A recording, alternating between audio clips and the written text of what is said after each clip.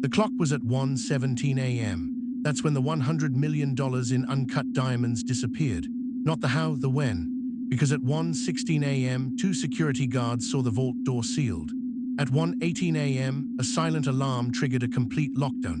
And at 1:19 a.m., the security team found the vault, still sealed, still completely secure, and completely empty. The target wasn't just the diamonds, it was the guards themselves. Marcus Lane and Serena Chen, two people, over 24 internal cameras, proximity sensors, laser grids, and a panic button 5 feet from where they stood. They didn't hit the button, they didn't run, they didn't leave a note, they didn't even leave a single fingerprint, except their own. This is the story of the ghost of Elias Thorne's vault. The Thorne Vault, buried 3 stories beneath the Elias Thorne International Headquarters, was not just secure, it was impassable. Detective Anya Sharma stood inside the colossal steel drum, the air cold and sterile, a metallic tomb sent heavy in the air. She ran her gloved hand over the pristine, polished steel of the inner door, unscratched, unblemished, the deadbolts resting perfectly in their sockets.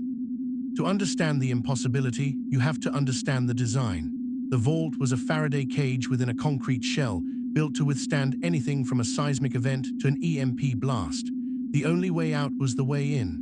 The only shaft was 6 inches wide, too small for a child. And the time lock mechanism, once engaged, it couldn't be opened for 8 hours, even with the master code. It was sealed at 1:16 a.m. Marcus Lane and Serena Chen, the missing guards, were the only 2 people inside when the lock engaged. Lane, a former Marine, and Chen, a cybersecurity analyst, were professionals. Sharma's team tore through their backgrounds. No gambling debts, no sudden girlfriends or boyfriends, no shady associates. They had clean records and high clearances. They hadn't betrayed the vault, they had vanished with it. They left only one physical clue, and it was barely a clue at all. Tucked behind the secondary key slot, a small, perfectly pressed square of tarnished silver foil. It was the size of a postage stamp, and forensic analysis came back with a 0. No DNA, no explosives residue, no traceable isotopes. It was metal, nothing more, a ghost of a trace. Sharma moved to the security hub, a room now lit by the harsh glow of computer screens showing static.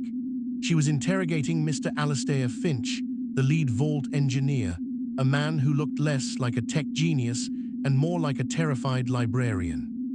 Finch, Sharma said, leaning over a keyboard displaying the timeline. The diamonds were here at 1:16. The guards were here. Everything was normal. At 1:19, the vault was empty. What happened in those 3 minutes? Finch nervously adjusted his glasses. Detective, I designed the vault. Nothing happened. The logs show the sensors were active. The door integrity, 100%.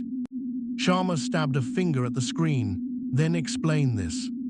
A 2-second glitch in the security footage at 1:17 a.m. A single frame where all 24 internal cameras, powered by separate, redundant lines, momentarily went pure white before snapping back. Too fast for human tampering, too clean to be a power surge. Finch's face went pale. That shouldn't be possible. The power lines are shielded. The video feeds run on independent fiber optics. He swallowed hard. The only way to cause a system-wide, focused anomaly like that without frying the entire city grid would be a targeted electromagnetic pulse, EMP, but one that could be generated by a handheld device. Detective, the technology doesn't exist. Not yet. The case went cold, stuck on the impossibility of the logistics. Then, Elias Thorne, the vault owner, called an urgent, private meeting. He wasn't upset about the diamonds. The diamonds, Thorne confessed, were expendable. They were just high-value bait. The real prize, the only thing he truly cared about, was an inconspicuous object held in a reinforced titanium lockbox inside the vault. An ancient, unmarked astronomical compass from the 17th century. An object so rare, it was priceless. The compass wasn't gold or platinum. Its housing was composed of strange, dull metals. And as Thorne pulled out an old photograph, Sharma instantly saw the terrifying connection. We had the compass X-rayed years ago, Thorne said, his voice trembling. Its shell is lined with a unique alloy. We could never identify it, but it was dull, tarnished, like silver foil. The crime wasn't about the money. The thieves hadn't taken the diamonds and fled. They had taken the diamonds, the compass, and the two people and vanished into thin air with the artifact. Along the vanishing was the crime.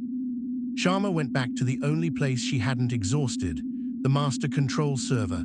Ignoring the video files, she dove deep into the vault's archival log, past years of maintenance and sensor checks. And she found it, an entry time-stamped 1:21 a.m., 2 minutes after the vault was officially declared empty. A log entry that defied belief.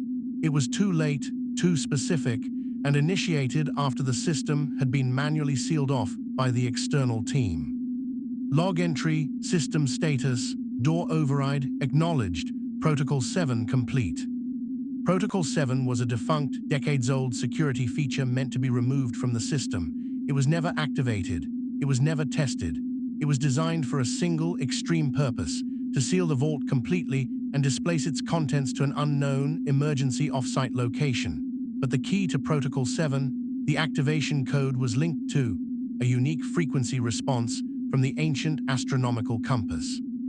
They didn't break in, they didn't steal, they initiated a protocol that sent them, the diamonds and the guards, somewhere else. The crime with no trace wasn't a robbery, it was a teleportation, and the question isn't how they got out, it's where they are now. The crime wasn't the robbery, it was the disappearance. But what about the crimes that happen after the vanishing? Please hit the subscribe button so that you will not miss the next dive into another cold case of impossible disappearances.